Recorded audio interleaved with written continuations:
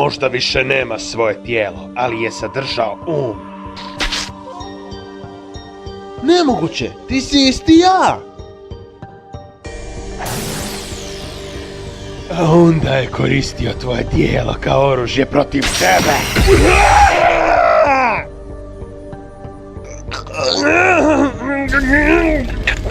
Baš kao što to radim sad. Niče! Barem reci da si poštedio Čiči i Gotena! Smatram da nisi toliko glup da ne zaključiš sve. Nakon što sam te ubio pred ženom i sinom, bilo je samo vrijeme da završim čišćenje.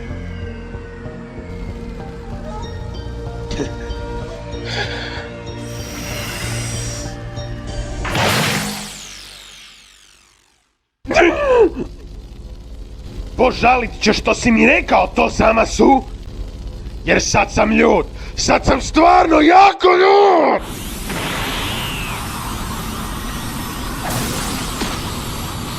Ukrao si mi tijelo! Oduzeo si mi život! Čak si mi ubio ženu i sina! Ali sada je gotovo! Platit ćeš mi za to, Zamasu! Platit ćeš mi! Svojom glavom ćeš mi platit!